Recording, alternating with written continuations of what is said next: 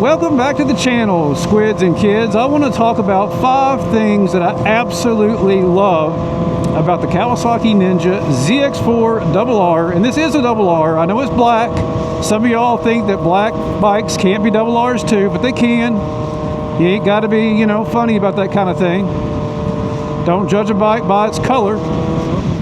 But I've cast a lot of shade on this bike. I've been very critical of many things on this bike, and I do think it's an overpriced bike. But as I said before, you're paying for the novelty. So today I'm going to focus on the cup half full. I'm going to talk about the things that I really love about this bike. And the first thing that I really love about this bike, in no particular order, is the chassis. Now, I feel like this chassis should be aluminum. I still feel that way. For the money, it is too expensive of a bike to have received such a plebeian built chassis. I mean, it's like mild steel or some crap. I don't know. Maybe it's some kind of high tensile steel. Anyway, it's steel. It's not aluminum. And it's hidden behind all these beautiful fairings. You can't see the beautiful twin spar aluminum frame because it doesn't exist. But what I can say about it, even though it's built out of materials fit for a peasant, is the bike feels really good. It's very stable. Not the fastest side to side. This, not the most flickable thing I've seen, but I like that in a bike. I'm not riding very technically challenging roads. I mean, I like roads with curves, but if I was constantly like on, US 129 or the Dragon or something, this is not going to be the flickiest bike, but it's very stable. And, you can tell is you can just relax your hands off the handlebars, which you shouldn't do, but you can. And the bike's not going to feel like it's going to go anywhere. It's not going to drift. It's just going to stay on its line. It's really nice. Very confidence inspiring, and I've read that some people have compared it to its bigger brothers like the ZX10R. Hell if I know. That feels a bit ambitious, but I will say the bike feels bigger in the way that it rides than it is. That could be a good or a bad thing. For me, good things. So yeah, and I just realized I have the quick shift on. I don't need to be using the clutch.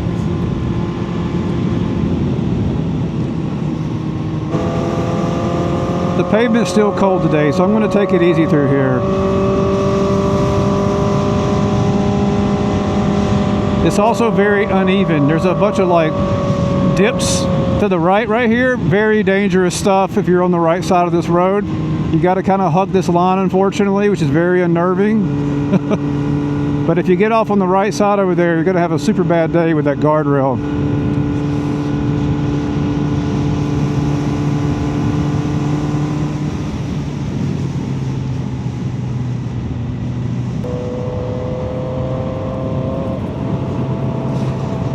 So moving on, number 2, my second favorite thing about this bike has got to be the airflow management. Now, in full disclosure, I have not owned a tremendous amount of sport bikes in my life. I owned a couple early on in my early teens, and then since then, nada. I've had, dual sports and adventure bikes and cruisers and standards. This was my first sports bike after I returned to riding, some 15 years ago. And maybe all sports bikes are like this. I don't know. But after riding other bikes with some kind of fairings like adventure bikes, which beat the heck out of you with wind buffeting, this thing is awesome. The wind is so smooth. It's so smooth that I can actually bring the shutter speed on the action camera down without getting too many artifacts, because I'm not getting blown around a lot. You do have wind, and it kind of hits you somewhere across here. We'll say mid-chest, but it's not buffeted. It's just a different gradient of air pressure. And if you've not experienced that, if you're like me and you've been on a standard bike or an adventure bike or something like that, This is a welcome change because you can ride it at any speed, and it's not any more dramatic at any other speed as far as wind buffeting goes. It's crazy nice. Crazy, crazy nice. Love it. And again, maybe that's normal. I haven't ridden enough to know, and maybe I'll get my chance later on this year. Maybe I can get on a ZX6R or a CBR 600 or something and see how that is. I suspect they're largely the same. But anyway, kudos Kawasaki, you could have screwed it up. The number 3 thing that I love about this bike, and you should love this about this bike too if you have any desire to own it, is the engine sound. I mean, it's a 4-banger, y'all. It's a 4-banger, and it's not a fancy Yamaha, you know, 1000cc with its crazy crossplane. This is a traditional 4-banger, inline-four motorcycle. As you know, what's novel about it is the displacement, and it redlines extremely, extremely high, around 15,000-ish RPM, give or take. When you mate that combination of things with a slip-on and a quick shifter, it is synergy. Listen to that. Yeah, the quick shifter is awesome on this bike. Oh.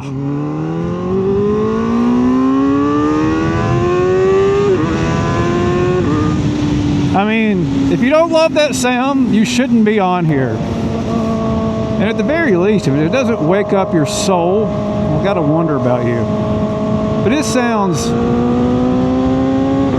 I mean, to be able to get that kind of sound at these kinds of speeds, you know, I'm sub 60 miles an hour right now. That's great. And that's why you buy this.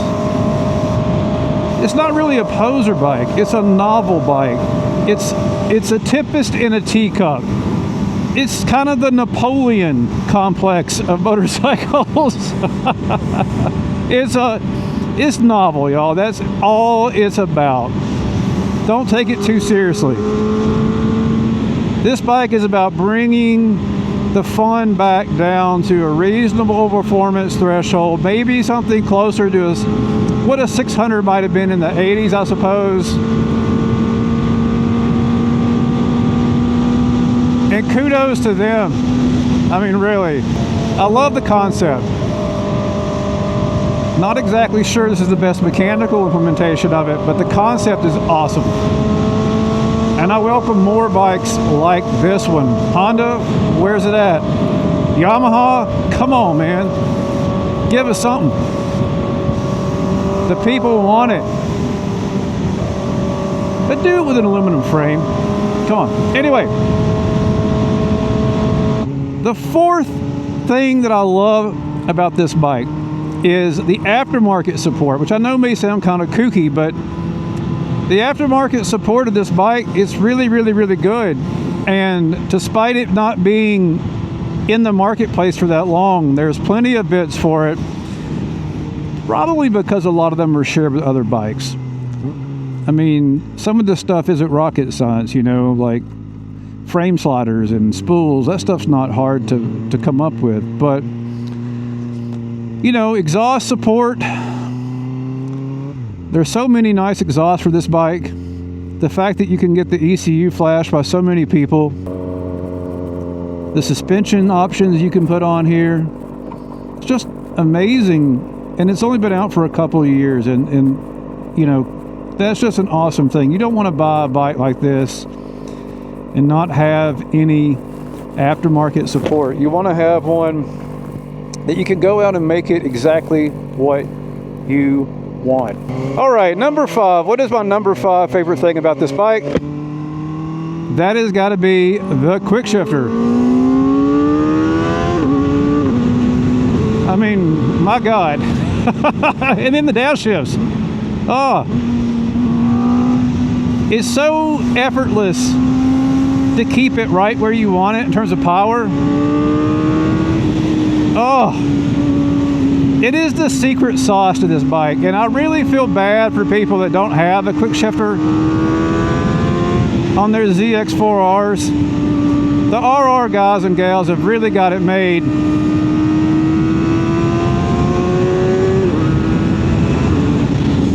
Hell yeah. It's amazing. I've never had one before on a bike. This thing is tuned up really nice. The upshifts and the downshifts are nice. You don't have to be on the brake to use the downshift, but you need to be on the gas to use the upshift. So like right there, no upshift on the gas, upshift. Now Kawasaki's made it a little bit weird to use. It's actually, you don't turn it on in the menu. You have to turn it on with the bike stopped, and then you use the select button, and maybe this down button, I honestly can't, I think that is it. I honestly can't remember. But anyway, once you turn it on, you're never going to turn it off anyway, so who the hell cares how to turn it on and off, and how egregiously bad the design is of the interface to turn it on and off. You won't care. You're just going to turn it on, you're going to leave it, you're going to see KQS right here on the dash, boom, and you're going to be a happy ZX4RR rider.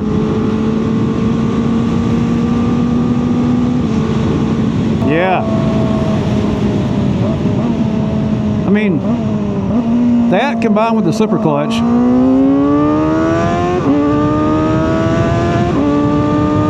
the only bad thing about it is what I just did. You're gonna absolutely ride like a jerk. It's gonna make you wanna ride really, really bad and do really, really bad things on your bike. Just because it's so easy. You feel so racer-ish, you know, like you could be on the track at any moment. It's really, really tempting to just do bad things.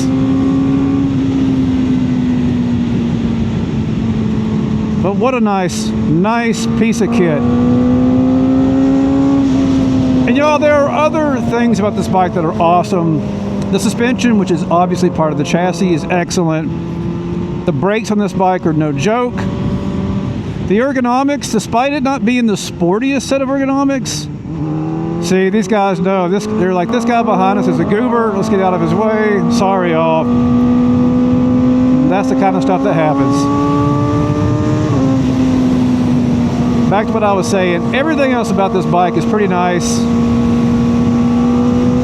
The tank design right here, the way you could use your legs to like get into a corner and hold yourself on the tank. I know a lot of sport bike riders are like, duh, but y'all, I haven't experienced that on a lot of bikes. And this whole package just makes you want to go out and have fun, you know, go out and take corners, ride places you haven't ridden to find new corners. And it's still comfortable enough to put in 8 hours, you know, with a couple breaks. I've done it. My butt was a little bit sore. My hands were a little bit tired, but I was all right. So short and sweet, y'all. I'm going to leave it right here. If you've ridden one of these, though, I want to hear from you. Put it in the comments and tell me, what are the things that you love about this bike? And if you haven't, go ahead and take this opportunity to like and subscribe to the channel. You know you should. 97% of the people that watch my videos are not subscribed. Come on. Subscribe.